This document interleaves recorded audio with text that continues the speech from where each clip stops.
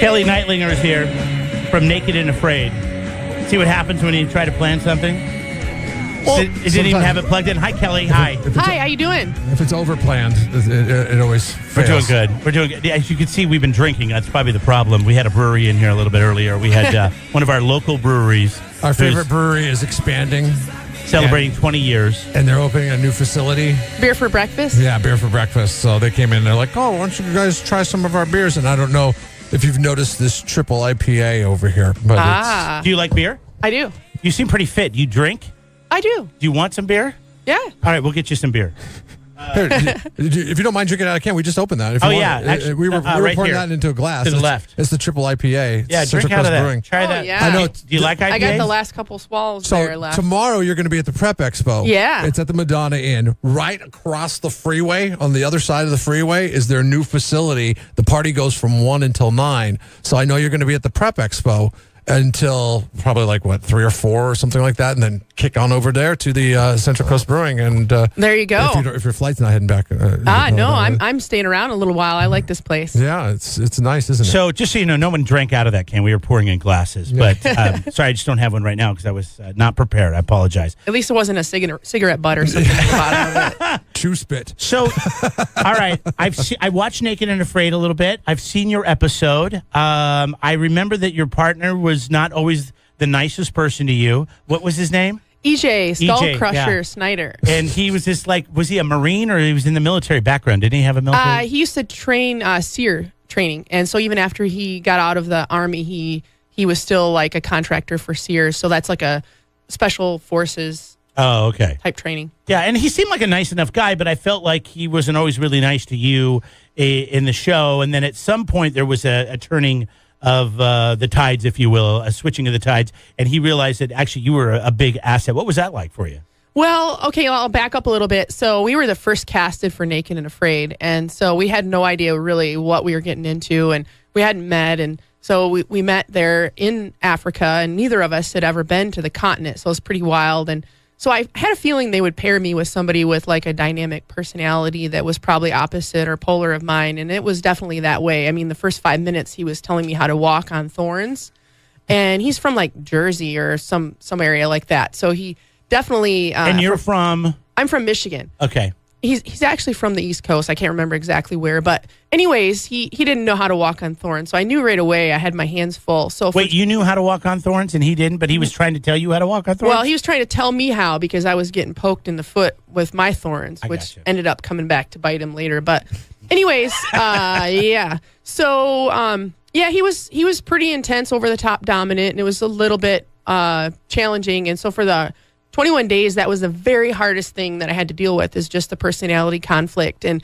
he believed that women should be basically, in the kitchen making the dinner. And so I decided I could either fight and be throwing F-bombs on Naked and Afraid, bleeping out the entire time because I'd be that angry, or I could just suck it up and be the subservient female role. So that's what I did. I stayed in the kitchen. I tended our fire and I boiled our water. And so I'm a leader, but there's a time when, if you're going to just butt heads that entire time. You're a team and you got to get along. Exactly. And you got to work together. That's what I got hired for, as a team. And he was more into I. So he wanted himself to shine, but he didn't really ever want to give me any credit. You said you got hired. How much do you get paid to be through the show? Because I'm watching it and I'm like, there's no, they don't talk about a prize at the end. Yeah, I don't think we're allowed to say how much, but it certainly wasn't much because I quit a $75,000 a year job to go do that, and it wasn't anything like that. But for me, it really wasn't about the money. I probably would have done it for free. I'm just really a crazy weirdo like that. I just love challenges.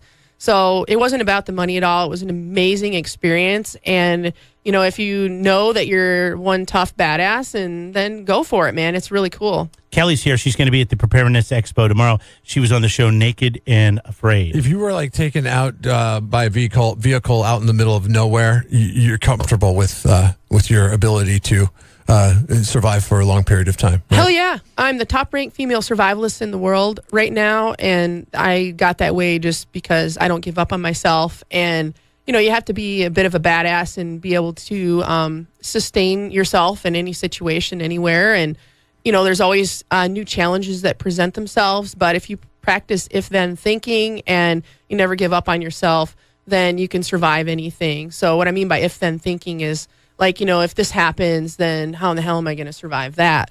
And it could be like driving down the road and suddenly you're in a car crash or, just all kinds of different things. You can be prepared like with a big prepper bag, or you can be prepared in your mind. And so for me, I spend a lot of time just like with mental preparedness, no matter what situation I'm in, even if I'm traveling, if the plane crashed right now, what would I do? And so that's wild. You're always thinking about worst case scenario, essentially. Well, I was in law enforcement, and so you always had to think, well, what if this guy's going to shoot me in the back of the head? So that's kind of where that came from for me. And so I was in law enforcement for 20 years, and I shifted gears, and now I'm just outside and living a wild life. Who's the governing body that oversees the top-ranked female survivalist of the world? Well, if you guys want to give me a vote, you can go to thetop10s.com and you can vote for your favorite radio station or your favorite radio host, or you can vote for your favorite survivalist. And if you go /survival experts, you'll see me there, and I'm right up there,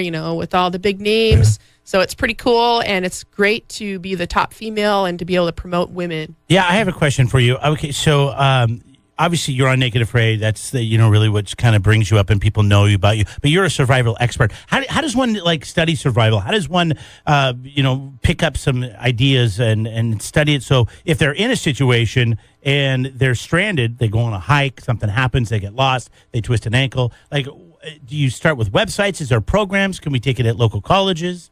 Like, how does it work? Actually, you can do pretty much all of the above these days. There's survival institutes. There's a lot of survival, training that you can take one-on-one with an instructor, or, maybe in a large group. And they're all over the country. Survival's so in vogue right now. And of course, you can learn a lot on the internet. For me, I was old school. That was long before the internet. And so I was a nerd reading Better Homes and Gardens encyclopedias of gardening, which you wouldn't think would relate to survival, but it taught me a lot about plants. And then I would read like Army survival manuals. So I was kind of like this weird kid that was into that. And little did I know, like, it would become like cool at some point. But my forte is wild edible and medicinal plants. So, for example, if I'm walking on a hike and I see a plant, and my first cue is to try to identify it. And then if I'm just kind of practicing or learning, then I can actually use my smartphone and look it up and find out what medicinal qualities it has. But out in the field, you have to do this on the fly. All right. Les Stroud or Bear Grylls? Ooh, wow. Well, they both have their pluses and minuses. If I was just going to have a beer, it would definitely be with Bear Grylls. And I'm a little bit more Bear Grylls style. Some people think I take way too many, chances or dangers, but everybody has a different threshold. I never criticize Bear Grylls for that, because his training and experience is a different threshold than a lot of other people. Les Stroud plays it more safe. But, and I've met him in person, and he's a really nice guy. But I like a little more pizzazz, I guess. But either one I would love to, hang out and have a beer with. But and they both know their skills. So I don't know if I can really pick. Tomorrow you're going to be part of the Preparedness Expo. It's at the Madonna Inn at the Expo Center there. And you're speaking to the crowd, giving all kinds of advice. What is the one piece of advice that you could pass along on this program? Well, I would say if you think you can, you will. And if you think you can't, you're right.